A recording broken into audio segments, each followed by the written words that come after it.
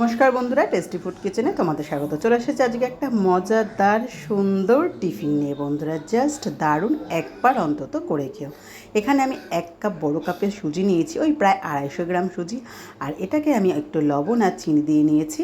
আর তারপরে তার মধ্যে আমি গরম জল দিয়ে, অল্প অল্প গরম জল দিয়ে আস্তে আস্তে করে একটা মেখে রেখে দিয়েছি। এবার এটা আমি মেখে বেশ 10 মিনিট মতো রাখবো রেস্টে।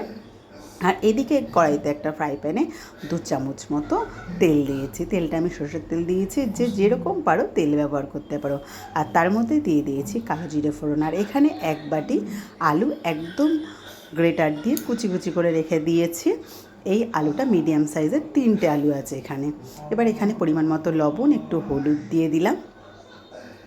আর ঝালের জন্য এখানে আমি চিলি ফ্লেক্সটাই দিয়েছি, কারণ কাঁচা লঙ্কা মুখে লাগলে বাচ্চাদের ঝাল লাগতে পারে, তার জন্য চিলি ফ্লেক্সটাই দিয়েছি। পরিমাণ মতো যে যেরকম ঝাল খাবে সেরকমই দেবে। দিয়ে তারপরে দেখো এটাকে চাপা দিয়ে রাখার পরে বেশ এরকম নরম হয়ে গেল। এরপরে এখানে একটু ভাজা জিরে আর ধনের গুঁড়ো দিলাম, আর দিয়ে দিলাম একটু টমেটো সস। এবার এটাকে আমি বেশ ভালো করে একটু নাড়াচাড়া করব, করে আর 2-3 মিনিট মতো আমি নাড়াচাড়া করে রান্না করে নেব। তারপরে নামানোর সময় আমি এর মধ্যে দিয়ে দেবো চিনেবাদাম ভাজা করে আগের থেকে রেখে গুঁড়িয়ে রাখা আছে, সেটাকে আমি দিয়ে দিলাম। দিয়ে এবার আমি এটাকে নামিয়ে রেখে একটু ঠান্ডা করে নেব। আর এদিকে যে আমি সুজিটা মাখিয়ে রেখেছিলাম, সেই সুজিটা এবার আমি খুলবো। দেখবো বেশ সুজিটা কিন্তু একটু অনেকটাই ফুলে গেছে।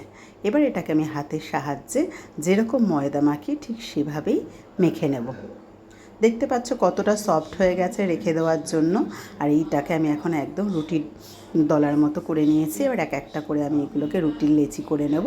একদম যেরকম রুটি করার যে লেচিটা করি ঠিক সেরকমই লেচি করে নিয়েছি। আর তারপরে দেখো এটাকে আমি আটার সাহায্যে, কিন্তু যেরকম আমরা রুটি বেলি সেরকমই কিন্তু রুটি বেলার মতো একটা করে রুটি বেলে নিয়েছি।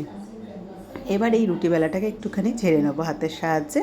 তারপরে আমি এখানে দেবো, দিয়ে যে পুরটা আমি তৈরি করেছি আলুর, সেই পুরটা এখানে 1 চামচ এভাবে দিয়ে দেবো। দিয়ে এইভাবে 2 সাইডটাকে আর এপাশের এই সাইডটাকে এরকম পরোটার মতো করে শেপ দিয়ে রেখে দেবো। এভাবে আমি সমস্ত পরোটাগুলো পরপর বেলে নিচ্ছি, বেলে আমি তৈরি করে নিচ্ছি। তারপরে এদিকে গ্যাসে একটা ফ্রাই প্যান বসিয়ে দেবো।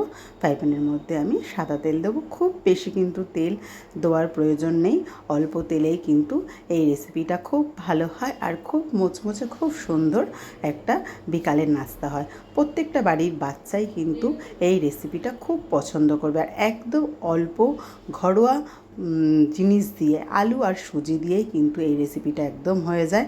বাদামটা যদি ঘরে না থাকে স্কিপ করে যাবে, দেবে না। তবে কিন্তু রেসিপিটা দারুণ মজাদার হয় একটুখানি সসের সাথে খেলে। আর বাচ্চারা দারুণ পছন্দ করে। বন্ধুরা অতি অবশ্যই আমার এই রেসিপিটা তোমাদের ভালো লাগলে একবার অন্তত ট্রাই করো, আর কমেন্টে আমাকে জানিও তোমাদের আমার এই রেসিপিটা কেমন লাগলো। দেখতেই পাচ্ছ এরকম লাল লাল করে ভেজে নিয়েছি, আর দেখেই কিন্তু মনে হচ্ছে খুব সুন্দর একটা ক্রাঞ্চি ভাব হয়েছে এর মধ্যে। আমি তোমাদের একটা ভেঙে দেখিয়েও দিচ্ছি। দেখো দারুণ কিন্তু একদম শক্ত, দেখতেই পাচ্ছ ভাঙাটা দেখে যে সহজে ভাঙছে না, খুব সুন্দর খেতে। সন্ধ্যের টিফিনে কিন্তু জাস্ট দারুণ হবে, আর সন্ধ্যের টিফিনটা জমে যাবে। চলো বন্ধুরা, টাটা।